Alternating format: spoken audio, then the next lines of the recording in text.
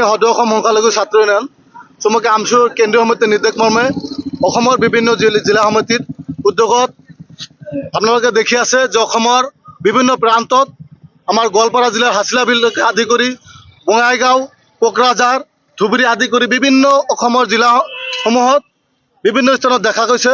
যে কেৱল ধৰ্মীয় সংখ্যালঘুসকলক টাৰ্গেট কৰি এই বিজেপি চৰকাৰখনে যে উচ্ছেদ কাৰ্য চলাই আছে কোনো ধৰণৰ জাননী নিদিয়াকৈ কেৱল মাত্ৰ 5-7 ঘণ্টা আগত জাননী প্ৰেৰণ কৰি কিছুমান ঠাইত জাননী নিদিয়াকৈ যধে মধে তেখেতসকলে এই ভাৰতীয় নাগৰিকসকলক যে উচ্ছেদ কাৰ্য কৰিছে এই আমাৰ ভূমিহীন মানুহখিনিক গৰাখহনীয়াৰ কবলত পৰি বিভিন্ন স্থানৰ পৰা তেখেতসকলে আহি হয়তো কিছু ঠাইত চৰকাৰী মাটিত তেখেতসকলে থিতাপি লৈছে কিন্তু এই চৰকাৰখনে অমানৱীয়ভাৱে উচ্ছেদ কাৰ্য চলাই এই মানুহখিনিক মুকলি আকাশৰ তলত এৰি দিবলৈ তেখেতসকলে যি পন্থা হাতত লৈছে এই হিটলাৰী শাসন অসম চৰকাৰ অনতিপলমে বন্ধ কৰিব লাগে যাৰ পৰিপ্ৰেক্ষিতত আমি সদৌ অসম সংখ্যালঘু ছাত্ৰ ইউনিয়ন চমুকৈ আমচুৰ নিৰ্দেশ মৰ্মে অসমৰ বিভিন্ন জিলা সমিতিৰ লগতে আজি উত্তৰ শালমাৰা জিলা সমিতিৰ উদ্যোগত অভয়পুৰী সমজিলা কাৰ্যালয়ৰ সন্মুখত আজি 2 ঘণ্টীয়া অৱস্থান ধৰ্মঘট কাৰ্যসূচী আমি গ্ৰহণ কৰিব লাগে। এইকাৰণে হৈছে যে আমি বিগত দিনত আমি প্ৰত্যক্ষ কৰিছোঁ যে এই চৰকাৰখনে কেৱল ধৰ্মীয়ভাৱে সংখ্যালঘু হোৱাৰ বাবেই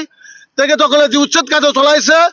এই উচ্ছেদ কাৰ্য অমানৱীয় উচ্ছেদ কাৰ্য এই উচ্ছেদ কাৰ্য অসাংবিধানিক উচ্ছেদ কাৰ্য ভাৰতীয় অসমীয়া নাগৰিকক তেখেতসকলে এনেকৈ উচ্ছেদ কাৰ্য চলাব নোৱাৰে। তেখেতসকলে সময় দিব লাগিব, উচ্ছেদ কৰক, তাত আমি বিৰোধিতা কৰা নাই, কিন্তু এই অমানৱীয় আৰু অসাংবিধানিকভাৱে উচ্ছেদ কৰিলে সদৌ অসম সংখ্যালঘু ছাত্ৰ ইউনিয়ন আমচুৱে তীব্ৰতৰভাৱে গণতান্ত্ৰিক আন্দোলন গঢ়ি তুলিব আৰু এই ভাৰতীয় নাগৰিকসকলে আজি পানীকেশৰৰ পৰা আৰম্ভ কৰি বৃদ্ধ আবাললৈকে আজি মহিলাসকলক যি মুকলি আকাশৰ তলত এৰি দিছে চৰকাৰখনে প্ৰতিটো কল্যাণকামী ৰাষ্ট্ৰৰ দায়িত্ব, চৰকাৰৰ দায়িত্ব, মৌলিক অধিকাৰ, অন্য বছৰ বাসস্থান সেইখিনি নিম্নতম চৰকাৰখনে যোগান ধৰিবলৈ সক্ষম হোৱা নাই। যদি কোনো চৰকাৰী ভূমি দখল কৰিছে সেই মানুহখিনিক ভেৰিফিকেশ্যন কৰক, চৰকাৰী ডিচিসকলৰ জৰিয়তে ক'ত তেওঁলোকে কেনেকৈ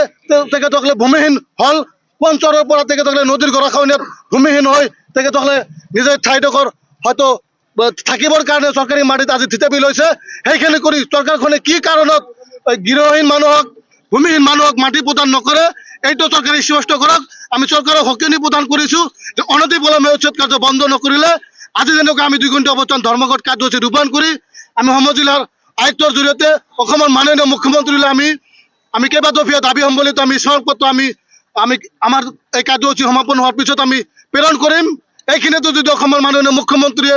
সমাধান নকৰে অনাগত দিনত সদৌ অসম সংখ্যালঘু ছাত্ৰ ইউনিয়নে তীব্ৰতৰভাৱে গোটেই অসমব্যাপী আন্দোলন তীব্ৰতৰ কৰি তুলিব। তাৰ কাৰণে যদি কোনো ধৰণৰ অপ্ৰীতিকৰ ঘটনা সংঘটিত হয় তাৰ কাৰণে এই চৰকাৰখনে হেমন্ত বিশ্ব শৰ্মা চৰকাৰখনে দায়ী হ'ব।